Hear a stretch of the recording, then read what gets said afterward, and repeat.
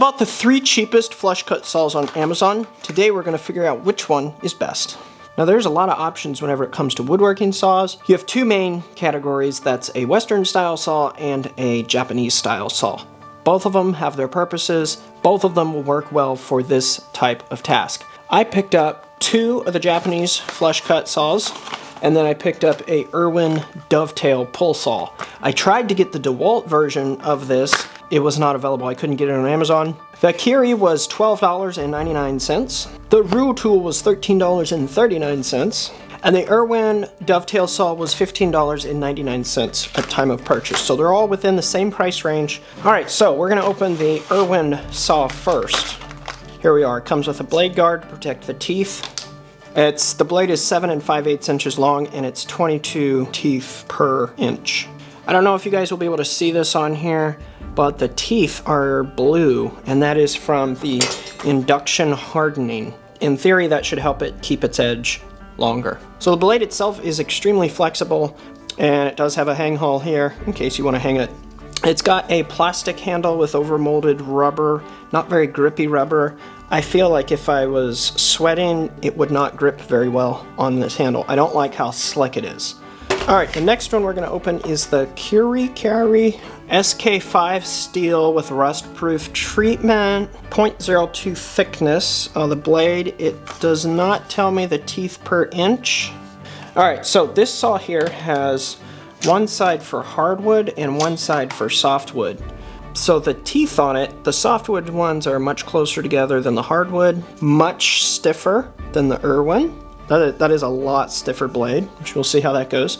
The handle is wood, as you can see, riveted into the blade tang here.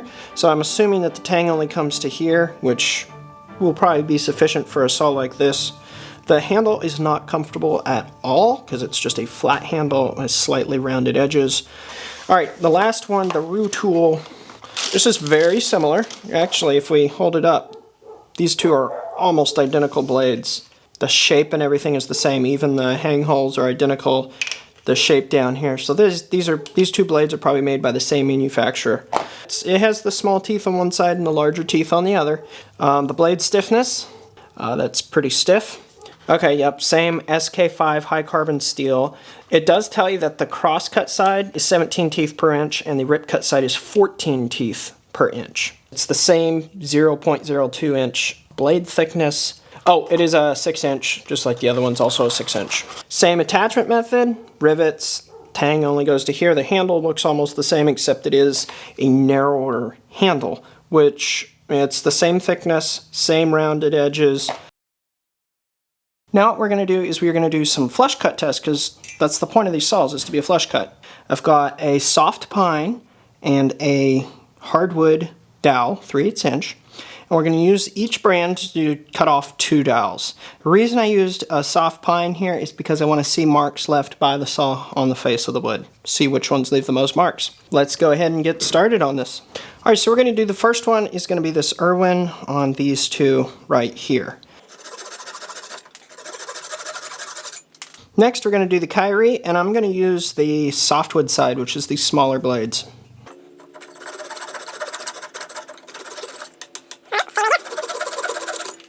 Now we're going to do the Rue Tool. Again, I'm going to do the smaller teeth.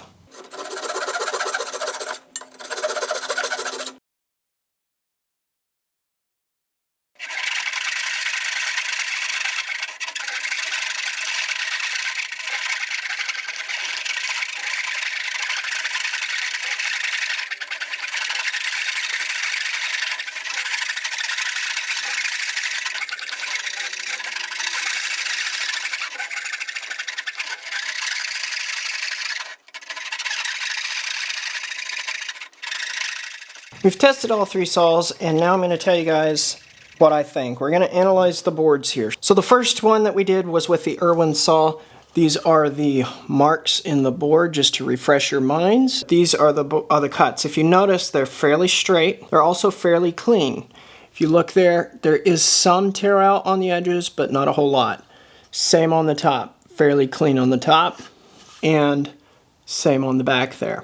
It's also a very thin kerf for the Irwin saw. If we look on the Irwin here for the actual cutoff block, you can see there are some marks on the wood right here where the teeth scratched it. If we look across the board, it's flush with the surface. I can feel it with my fingernail. It's basically flush. Like, I would consider that flush. Like, if you were to run over that with a sander, you probably couldn't even feel it. But there's very little scratching from the teeth right there. Very slight. Like, you barely hit that with sandpaper and that's gonna come off. So, in my opinion, the Irwin performed extremely well on the cutoff.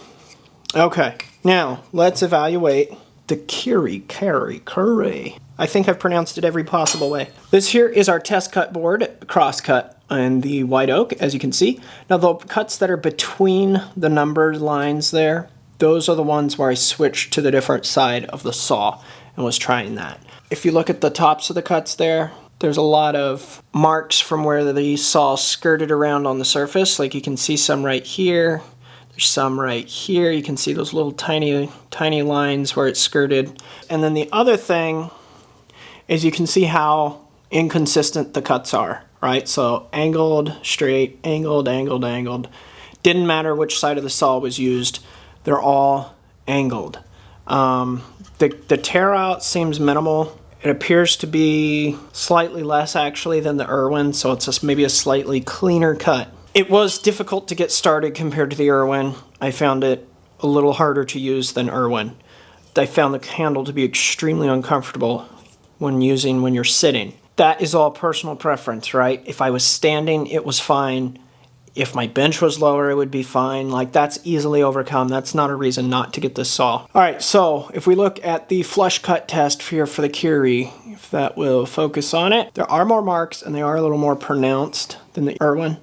As you can see right here, some deeper cuts on that edge, and right back in here, some deeper cuts. The cut on the dowel itself is very smooth. It's the same height off the wood as the Irwin, so that's no difference. So in this test, it cuts flush. The cut quality is good. So for the flush cut, it's a good quality. I have no complaints as far as the flush cutting. I will say that this was probably slightly easier to flush cut, and that's because it was a little more rigid. So I do like the fact that it's rigid, but I can see why that extra rigidity is good for flush cutting, right? But at the same time, it also left more marks on the wood. It felt better while I was flush cutting, but the result was more marked up. Let's take a look at the Retool results real quick here. If we're gonna look at our cross cut through the white oak, where are we? Here we are. They're slightly more consistent than the Curie, right? Like, they're more consistently off instead of randomly off. The tear out appears to be slightly more than the Curie. So there's a little more tear out on the fibers. I would say the tear out it's about equal with the Irwin. All right, so if we look at the top here, you can see it did jump around on starting the cut. All right, so looking at the flush cut test here, you can see a lot of marks, surface marks on that one. Hardly any on this one. And I think what happened, because if I feel them, there's zero stick up on that dowel. This one here is sticking up a good bit. So what that tells me is that first flush cut for the Retool, it was dead flush with the top of the wood. So that could explain why there's more marks. So the second one, it was sticking up more. It wasn't as close to the wood, so there wasn't any marks. So that makes sense. But yeah, for a flush cut, that is a lot of marks on the wood. You're gonna have to do some sanding to get that out. All right, so what is my final opinion on these three saws? Well, I'm gonna be honest, it's very biased because it's slated towards my own abilities, my own skills. And to be honest with you, I just am better at a Western style saw than I am a Japanese saw. I'm just better using it. So I think that has a big deal of why I liked the Irwin best. The Irwin was my favorite. It cut really nice. It felt good in the hand. The only thing I really did not like about it was just how flexible this blade is. But I can also see situations where that would be very useful. So the Irwin is my personal favorite. However, having said that, these two, they look the same. You would think they are the same. The handles are really the only thing different in the color.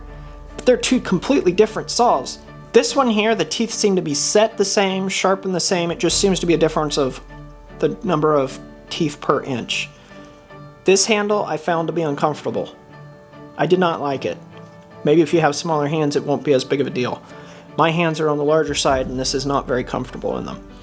I don't know if you guys can see that, but the coating's coming off. That coating is probably just paint, so it's not a huge deal. The Rue tool cut way better. Again, as I mentioned already, there was a big difference between the two sides, so they are cut, they are set differently. The handle was more comfortable because it's not as tall, but it is the same thickness, so in the end, I didn't like this handle either. If I were to pick the two, this is going to be my last choice. I really wouldn't even recommend getting this one at all. I don't think it's worth the money. This one is number 2 in my book, and the Irwin is number 1. I'm going to keep both of the, I'm going to keep all 3, right? I'm going to be honest with you. I'm going to keep all 3. But these are the 2 that I'm going to keep. I'm going to use them both. I'm sure you guys will see them a lot in upcoming videos. So, Irwin was the winner. Second place. Don't waste your money. Alright guys, that is the end of the video. I hope you found this helpful. Maybe it helped you decide which saw to get yourself. Let me know down below, guys, what your thoughts are. Make your comments down below. Let me know what you think. Don't forget, there are links down in the description, affiliate links, where you can purchase any of these 3 saws at. If you do purchase through those links, I will get a bit of a kickback from it, so I appreciate it if you do use those links. It helps out the channel. I think that's it. I can't think of anything else. So until next time, guys, go make something awesome.